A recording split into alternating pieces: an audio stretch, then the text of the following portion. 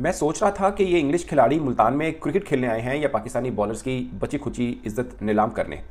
मतलब test cricket में fielding ऐसी लग रही है जैसे कोई T20 का डेथ ओवर चल रही है। ये टेस्ट क्रिकेट हो रही है।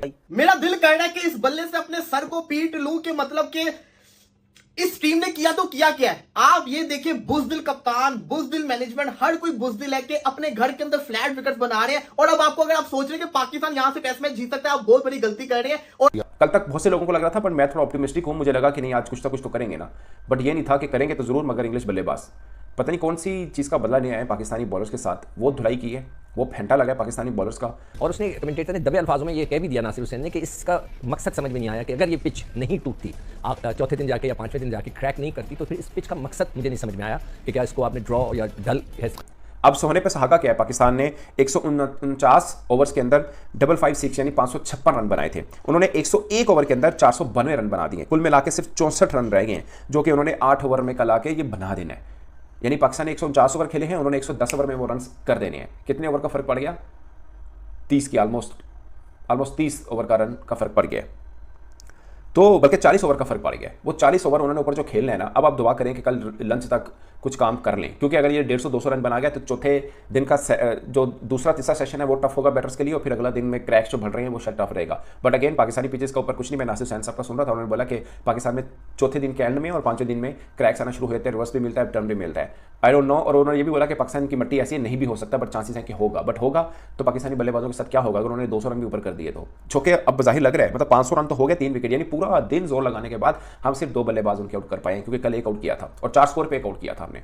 आज पूरा दिन जोर लगाया, नसीम ने भी लगाया, शहीन ने भी लगाया, पाकिस्तान के महान मिस्ट्री स्पिनर अबरार अहमद ने भी लगाया। 7 बॉलर्स हमने लगाए हैं, 7 बॉलर्स।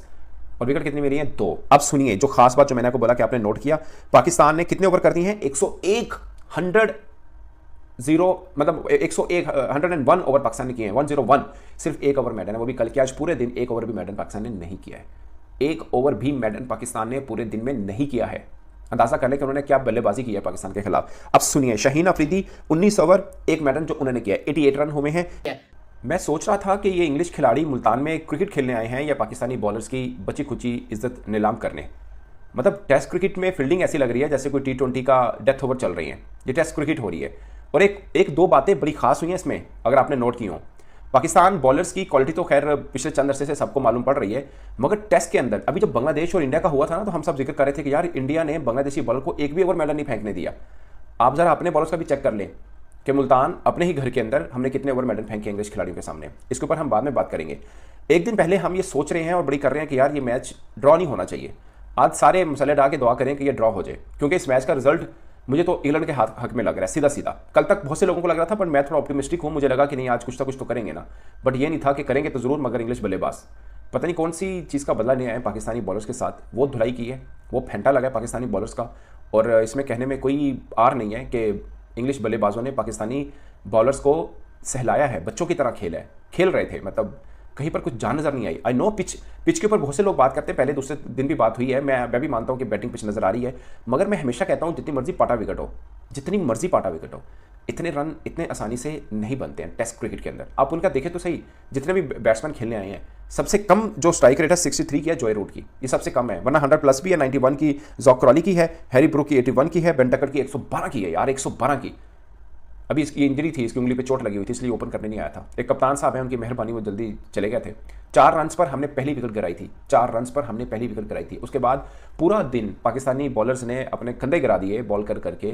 पाकिस्तान इसलिए नहीं हरा सकता क्योंकि जो हमारे प्लेयर्स है और जो हमारा बोर्ड है ना, ये इनके लिए मैटर ही नहीं है कुछ। ये कुछ समझते नहीं, सिर्फ और सिर्फ जिसको कहते हैं एक बिजनेस कर रहे हैं, पैसा कमा रहे हैं। इनके लिए जीत मैटर ही नहीं करती है, सिर्फ और सिर्फ अपने रन के लिए कर रहे हैं। प्लेयर्स को पता है हम जो मर्जी कर ले, बोर्ड ने हमें निकालना नहीं है। बोर्ड को पता है ये हारे ये जीते हमें कोई फर्क नहीं पड़ता। हमने जिसको कहते हैं एक धंधा चलाते रहना है और वो चलता रहेगा। एक छोटा सा कप करवाएंगे, वहां पे प्लेयर स्कोर करेंगे, दोबारा से कहते हैं ना हाइप क्रिएट हो जाएगी। अपने घर के अंदर बैक टू बैक डिफीट हासिल करके इनको क्या मिल रहा है? अब तो यकीन करें कि हर उस एक्स क्रिकेटर की बात सच्ची लग रही है जो अभी जिसको कहते हैं ना आके टीवी के ऊपर बोल रहे होते हैं। इस टीम का क्या हाल हो गया हुआ है? शान मसूद बुजदिल कप्तान है, 150 का क्या फायदा कि जब आप ऐसी फ्लैट विकेट बनाओ, अहमद शहजाद ने बताया था कि कप्तान से पूछा जाता है कि पिच कैसी बनानी है। ये पिच बनाई है आपने, इस पिच के ऊपर आप जीत नहीं सकते, जीतेगा तो या तो इंग्लैंड जीतेगा तो ड्रॉ का चांस बनेगा। ये आपने काम किया है, सॉरी टू से, बट बड़े दिल के साथ कहना पड़ रहा है कि पाकिस्तान ने, पूरे पाकिस्तानी टीम ने पूरे पाकिस्तान का दिल तोड़ा है। मुल्तान के स्टेडियम के अंदर वो वक्त दूर नहीं है जब लोग जिसको कहते हैं ना इनको अब्यूज करना शुरू हो जाएंगे। ये वक्त दूर नहीं है, ये हो जाएगा। क्यों होगा ये आपको नजर आएगा। पाकिस्तानी टीम ने एम्बैरसमेंट की अखीर उठा ली हुई है, हमें दुनिया की हर तकलीफ देने का इन्होंने ठेका ले लिया हुआ है। ये हैरी ब्रूक चीज की है। लास्ट में जब पाकिस्तान के अंदर ऐसा 3 टेस्ट मैचेस खेले थे, पहले टेस्ट में 100, दूसरे में 100, तीसरे में 100, आज ये चौथा टेस्ट मैच खेला था, चौथे के अंदर भी उसने 100 मार दिया। 114 की इसकी एवरेज है टेस्ट के अगेंस्ट, पाकिस्तान के अगेंस्ट। इससे आप अंदाजा लगाएं। हाँ, मैं बात कर रहा था कि इंग्लैंड कैसे जीतेगा। अगर आप ये सोचिए मैच ड्रॉ होगा, आप बहुत बड़ी गलती कर रहे हैं। ये पाकिस्तान की टीम घर में ना ड्रॉ करवा सकती है ना जीत सकती है। इंग्लैंड इस टेस्ट मैच को जीतने जा रहे हैं क्योंकि इंग्लैंड जो है वो 4th इनिंग में बल्लेबाजी नहीं करेगा।